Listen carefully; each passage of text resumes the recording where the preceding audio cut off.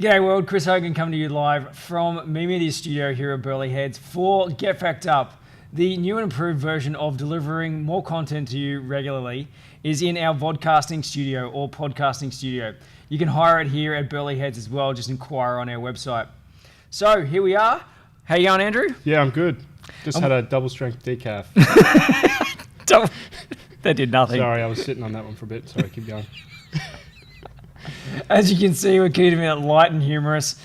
So today we want to talk about the transition that's happening from broadcast or traditional media to online media. So basically the millennials are moving away from traditional media and moving to social channels and whatnot for entertainment.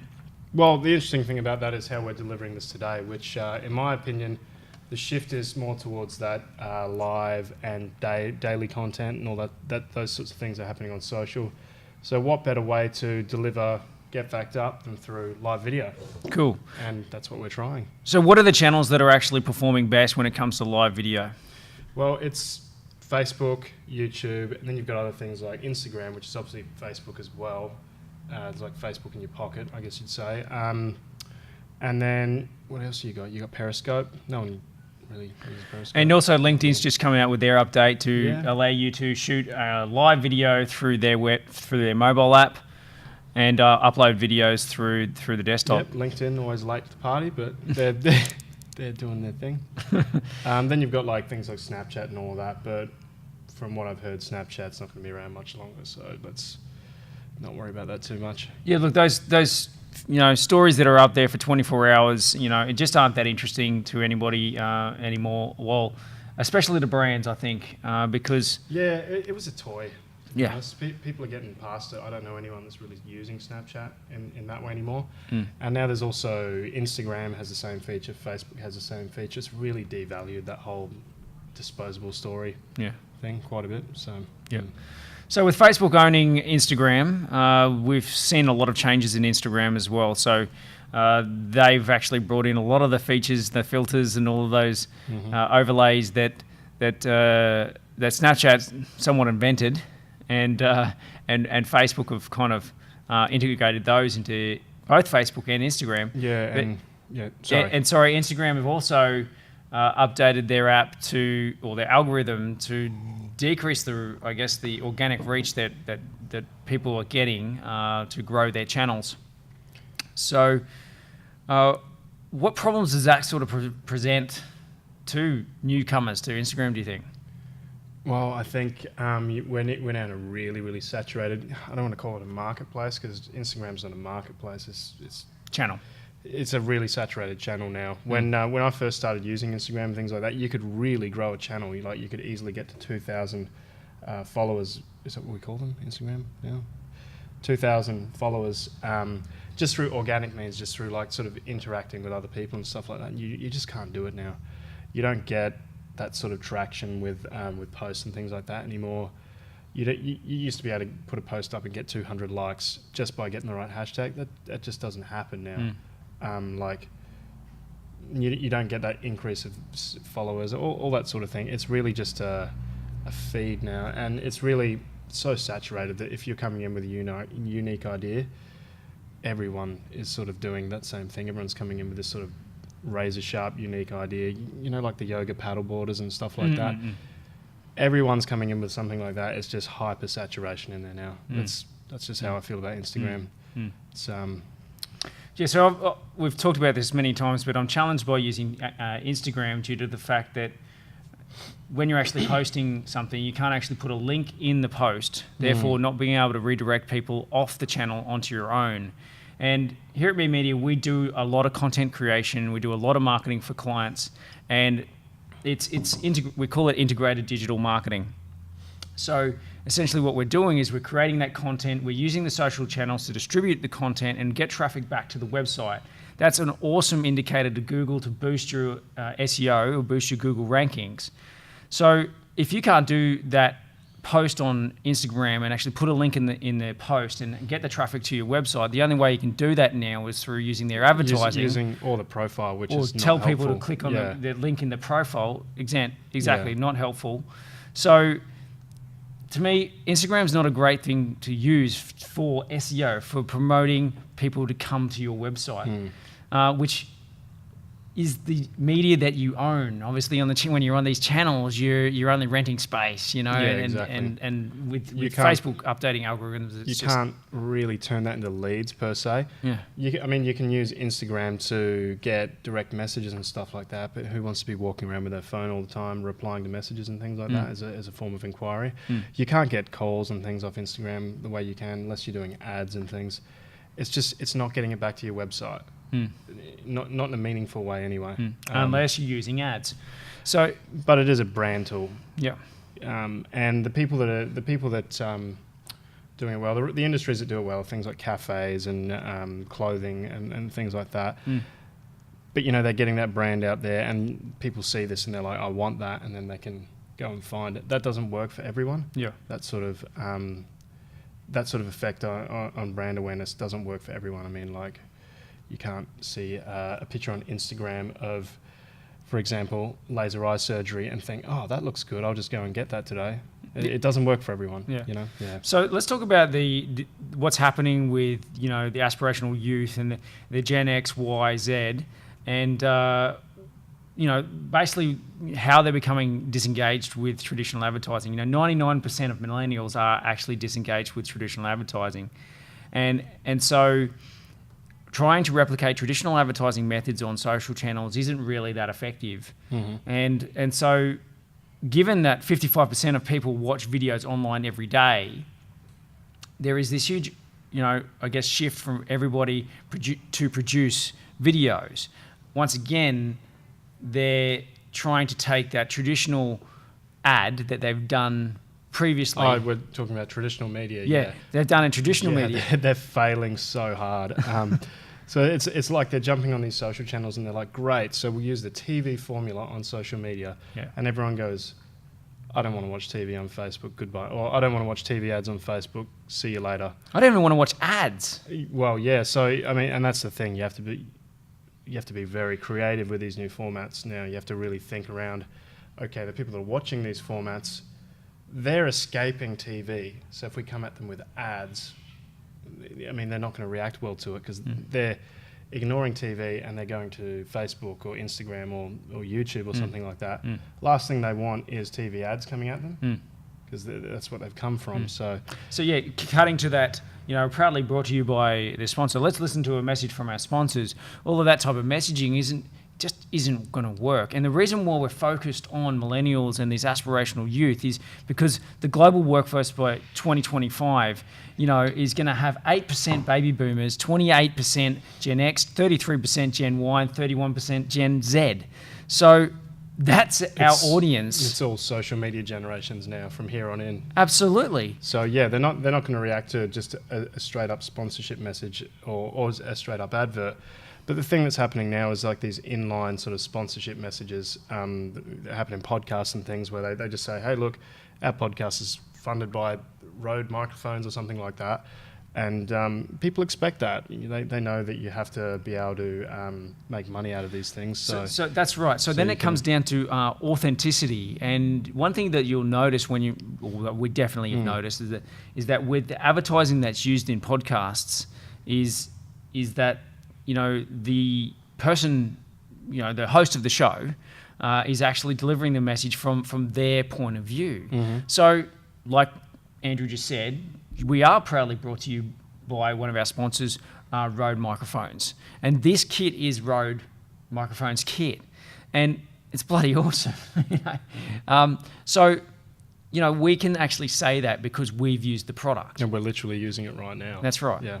And just to add a note, we actually have extra kit if you want to do more podcasts from this studio and have more people sitting at this table. So, where to now? What's I guess we're seeing this massive shift to video, massive shift to live video, and what do we want to see when we're doing that? What are some of the we want to see reach, we want to see video views, and we want to see engagement. So it's the funny thing there is where it comes back to promotion. So we already know that people like live video, but you don't get an awful lot of reach and engagement when the live video is happening. So with everything, it inevitably comes down to the paid promotion. So, like Facebook used to be great. You put something on your Facebook page, or your Facebook page followers saw it. Now, what percentage is it now? It's like 1%? Organic, 1% organic. That's so weak. So all of these new formats, they're great while they're happening and people think they're exciting, but then it becomes commonplace, and we need to look at the promotion side of things. And that's where it's a real problem, because you look at the two big contenders right now are YouTube and Facebook for the live video, and both of them have terrible paid promotion. It doesn't even exist really. Like, they both kind of in their help. I'll just bring it up now. Like YouTube, for example, says during your event, you can create a highlight clip after your event or before your event. Get your followers excited, etc., etc. But there's nothing for promotion of a live stream. And I think you said Facebook said Mark Zuckerberg mentioned something at the F8 conference. Don't quote me on this, but I do. It is a rumor that promotion of live video during the live stream is going to be available. Sometime in the not too distant future, and there's a whole realm of issues that could present. I'm a little bit worried. Like, obviously, it needs to happen because. It's what people are getting excited about.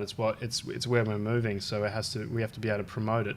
But what happens then? Because Facebook are kind of liable. Like, they review ads. So we put like 200 ads up, and they'll go through them, and 60 make it through because of various reasons. How do they monitor the live video? So if someone says, "Oh yeah, I'm going to do a video about this," but then it's about something else and it offends everyone.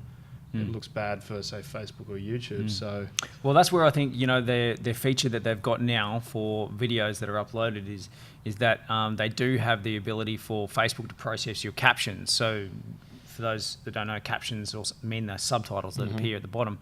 So, that's pretty amazing technology. Obviously, that's done by a machine, and it's not 100% accurate. In fact, it needs a lot of work, but if they have the ability to do that, live, then potentially they can pick up those profanities and flagging things, and then someone comes and manually watches it. Because Facebook already do that. They, from what I've had explained to me by someone that does the forums in Facebook, there's a automatic review process, and that's what determines if your ads go live or not.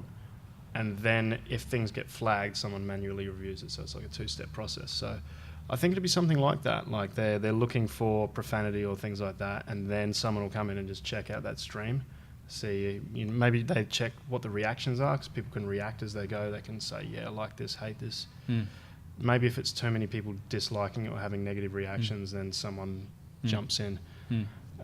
They'll have to find a solution around that if they want to monetize it, but they will monetize it because they love, especially Facebook, love monetizing things. Of course they do. YouTube, I'm not sure exactly how they're going to do it. So one of the most amazing things is when we're actually creating content for our clients is the reach and engagement that we get and the video views that we're getting for our clients here at Me Media. But one thing that's been amazing, and that's in a new venture that we've co-founded with two other directors, Lee Kelson and Scott Burke, for Beach City, is amazing reach, which is 1.8 million reach, 434,000 video views, and 109,000 post engagements on those videos. And that's mostly with live video? Yes, all live video. So truly spectacular engagement, and that's the really key metric that we're looking at there. Supposedly 10% is excellent engagement, and we're actually getting over 20%. Given the multitude of places where we can post video, which we spoke about before, Facebook's an awesome place to get reach and engagement. Less time. People are spending less time actually viewing the videos on Facebook than they are on YouTube. Definitely, significantly less. But YouTube's a video platform, so people are expecting it. There's still this sort of interrupted feeling for the live video on Facebook because you get that notification saying so and so's live. Some people just don't react so well to it. Some people are into it. It's just, Facebook's a feed of just the content you're interested in there. So sometimes there's so-and-so's live could be disruptive to someone just wanting to look at memes or something like that. But yeah, YouTube, definitely people are ready for live video on YouTube. And there's a huge reason to post on YouTube, as we've discussed many times, and the reason why we post on YouTube is that obviously Google doesn't crawl through Facebook's content to list it in their search engine results pages, which is the Google listings when you do a search. Whereas when you do post on YouTube, then there's an opportunity for those videos to appear in the SERPs. And that's something we often say to clients. It's like if you can't get a page to rank for something because your competitors have great content for something, do they have videos? Probably not. YouTube, Google's going to favor videos because they own YouTube, so it's a good way to sneak past. So it's always a good reason to be putting videos on YouTube. And there's so many different ways you can create videos, whether it's slideshows or, chats or podcasts. Exactly. Yeah. The other thing that's good about YouTube is it's always been a video platform, so it's more like a library than Facebook. Facebook's a feed, so things get lost. If you post a lot, things will just disappear back, and people don't really go backwards through your feed too much. They might see something they like, and then they'll think, okay, let's look at all videos. It's not as easy to do with Facebook, but if someone sees something they like on YouTube, they can subscribe to you, they get all your new videos, they can look at all your archive of videos. It's a lot more organized for that sort of thing. But yeah, the connectivity of people is not there on YouTube. No, that's right, because there's just not as many people there. With Facebook having 2 billion plus monthly users. Let's bring that up. Over 2 billion monthly active Facebook users, with ages 25 to 34 making up 29% of those users. Yeah, so this worldwide. is all the people we're talking about, the Gen Y, X and millennials. They're all there and they're online like all the time. It's something like 28 times a day someone checks their Facebook on average. Yeah. Of course, in these generations, we're highly addicted beings, and we really had no chance when the smartphone came around, to not be addicted, according to Simon Sinek, that famous author. So, some other stats, there's, like we said, the decline in broadcast TV, 24% decline in live TV for 18 to 24-year-olds, since 2016. There's a clear shift to social. There's a clear shift to YouTube. There's a clear shift to online. There's a clear shift to, in your very home, watching multi-devices being used in the same room while the TV is still on, but just playing some average stuff in the background.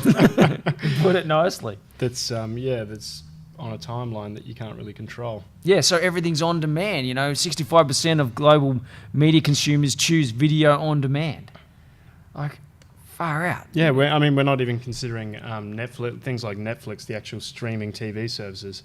Half the time when someone's saying TV, they actually mean Netflix. So I watched TV last night. They watched Netflix last night. That's another thing. But I suppose what we're getting at here about all of this shift is, what can you do about it?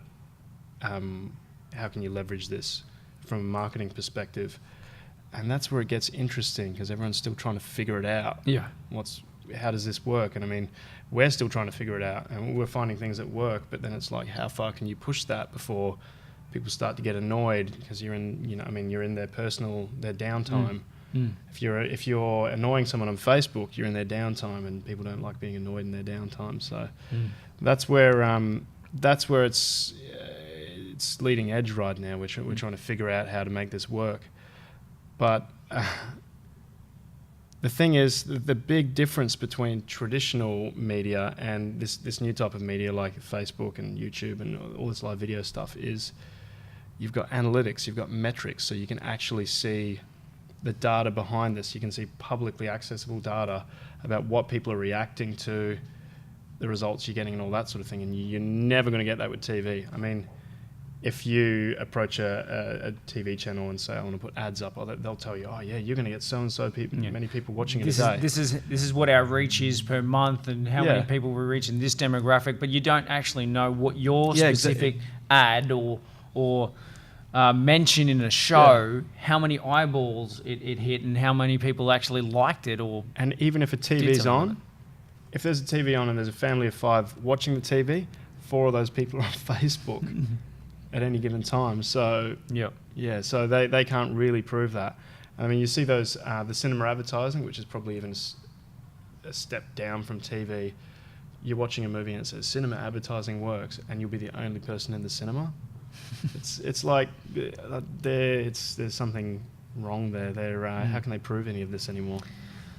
So clearly we've got to shift to social media, online media, and on-demand media, and we can actually give, valuable ROI in terms of, statistics and metrics of who viewed your particular piece of content, brand, ad.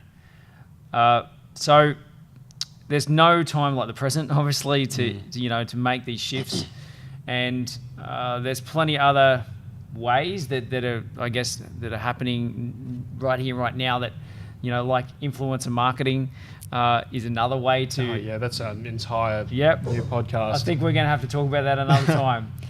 So thanks very much for listening. Like we said, we hope you like Get Fact Up, the new way we're delivering.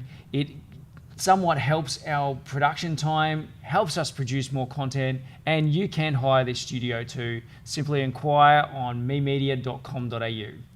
Thanks, and thanks to Rode Microphones for helping deliver this vodcast.